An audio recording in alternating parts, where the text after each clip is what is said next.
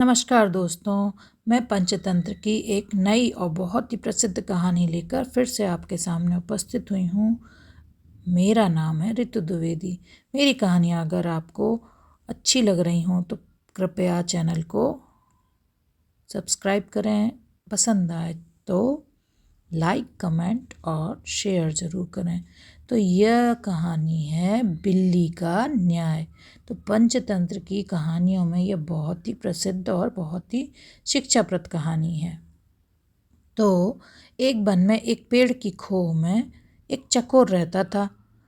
उसी पेड़ के आसपास कई पेड़ और भी थे जिन पर फल व बीज उगते थे। उन फलों और बीजों से पेट भरकर चकोर मस्त पड़ा रहता। इसी प्रकार कई वर्ष बीत गए। एक दिन उड़ते उड़ते एक और चकोर सांस लेने के लिए उस पेड़ की टहनी पर बैठा। दोनों में बातें हुई। दूसरे चकोर को यह जानकर आश्चर्य हुआ कि वह केवल पेड़ों के फल व बीज चुगकर जीवन गुजार रहा था।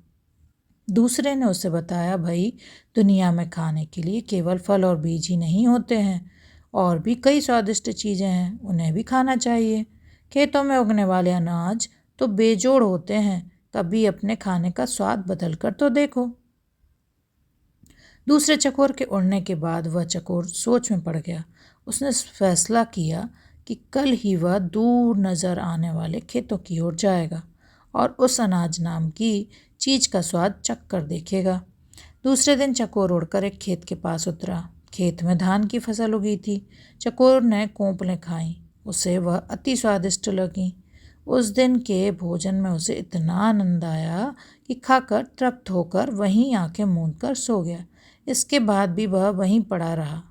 रोज खाता पीता और सो जाता। 6-7 दिन बाद उसे सुध आई कि घर लौटना चाहिए।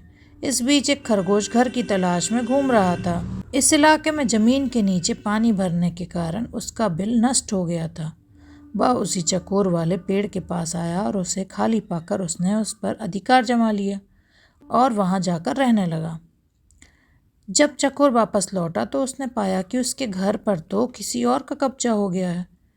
चकोर क्रोधित होकर बोला, ए भाई, तू कौन है और मेरे घर में क्या कर रहा है? खरगोश ने दांत दिखाकर कहा, है, मैं इस घर का मालिक हूँ। मैं 7 दिन से यहीं रह रहा हूँ। यह घर मेरा है। चकोर गुस्से में बोला, 7 दिन? भाई, मैं इस खोह में कई वर्षों से रह रहा हूँ। किसी भी आसपास के पंछी या चौपाए से पूछ लो। चौपाए यानी 4 पैर वाले जानवर से। खरगोश चकोर की बात काटता हुआ बोला, सीधी सी बात है, मैं यहाँ आया, यह खोह खाली पड़ी थी और मैं यहाँ बस गया। अब मैं क्यों पड़ोसियों से पूछता फिरूं? चकोर गुस्से में बोला, वाह, कोई घर खाली मिले तो इसका यह मतलब हुआ कि उसमें कोई नहीं रहता। मैं आखिरी बार कह रहा हूँ कि शराफत से मेरा घर खाली कर दे, वरना। खरगोश ने भी उसे ललकारा, वरना तू क्या कर लेगा? यह घर मेरा है, तुझे जो करना है कर ले। चकोर सहम गया। वह मदद और न्याय की फरियाद लेकर पड़ोसी जानवरों के पास गया। सबने दिखावे की हूँ की, परंतु ठोस रूप से कोई सहायता करने सामने नहीं आया। एक बूढ़े पड़ोसी ने कहा, ज़्यादा झगड़ा बढ़ाना ठीक नहीं होगा। तुम दोनों आपस में कोई समझौता कर लो। पर समझौते की कोई सूरत नज़र नहीं आ रही थी, क्योंकि खरगोश किसी शर्त पर खोह छोड़ने को तैयार नहीं था। अंत में लोमड़ी ने उन्हें सलाह दी, तुम दोनों किसी ज्ञानी ध्यानी को पंच बनाकर अपने झगड़े का फैसला उससे करवाओ। दोनों को यह सुझाव पसंद आया। अब दोनों पंच की तलाश में इधर उधर घूमने लगे।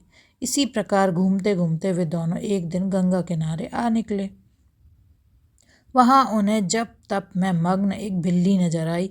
बिल्ली के माथे पर तिलक लगा था, गले में जनेऊ और हाथ में माला लिए। मृग छाल पर बैठी वह बिल्ली पूरी तरह तपस्विनी लग रही थी। उसे देखकर चकोर व खरगोश खुशी से उछल पड़े। उन्हें भला इससे अच्छा ज्ञानी ध्यानी कहाँ मिलेगा?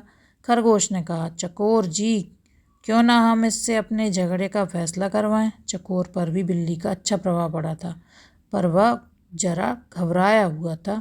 चकोर बोला, मुझे कोई आपत्ति नहीं है, पर हमें जरा सावधान रहना चाहिए। खरगोश पर तो बिल्ली का जादू चल गया था। उसने कहा, अरे नहीं, देखते नहीं हो, यह बिल्ली सांसारिक मोह माया त्याग कर तपस्विनी बन गई है। सच्चाई तो यह थी कि बिल्ली उन जैसे मूर्ख जीवों को फांसने के लिए ही भक्ति का नाटक कर रही थी। फिर चकोर और खरगोश पर और प्रभाव डालने के लिए वह जोर जोर से मंत्र पढ़ने लगी। खरगोश और चकोर ने उसके निकट जाकर हाथ जोड़कर जयकारा लगाया, जय माता दी, माता को प्रणाम। बिल्ली ने मुस्कुराते हुए धीरे से अपनी आंखें खोली और आशीर्वाद दिया, आयुष्मान भव। तुम दोनों के चेहरों पर चिंता की लकीरें हैं। क्या कष्ट है तुम्हें बच्चों? क्या कष्ट है तुम्हें बच्चों? चकोर ने विनती की, माता, हम दोनों के बीच एक झगड़ा है, हम चाहते हैं कि आप उसका फैसला करें। बिल्ली ने पलकें झपकाईं, हरे राम, तुम्हें झगड़ना नहीं चाहिए, प्रेम और शांति से रहो। उसने उपदेश दिया और बोली, खैर बताओ, तुम्हारा झगड़ा क्या है?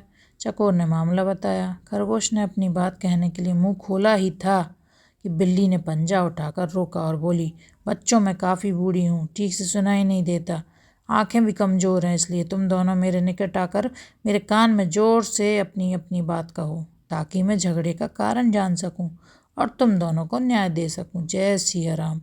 वे दोनों भक्तिन बिल्ली के बिल्कुल निकट आ गए ताकि उसके कानों में अपनी अपनी बात कह सकें। बिल्ली को इसी अवसर की तलाश थी। उसने म्याऊं की आवाज़ लगाई और एक ही झपट्टे में खरगोश और चकोर का काम तमाम कर दिया और फिर वह आराम से उन्हें खाने लगी। तो इस तरह से बिल्ली ने उन दोनों को मार दिया और खा लिया। तो इस कहानी से हमें क्या शिक्षा मिलती है? दो के झगड़े में तीसरे का ही फ़ायदा होता है, इसलिए झगड़ों से दूर रहना चाहिए। तो भाई बिल्ली ने उन दोनों की झगड़े का फ़ायदा उठाया और उन दोनों को खा लिया। तो हमें हमेशा झगड़ों से दूर रहना चाहिए। तो कहानी कैसी लगी ज़रूर बताइएगा, और अच्छी लगी हो तो शेयर ज़रूर कीजिएगा। धन्यवाद। नमस्कार। जय सिया राम।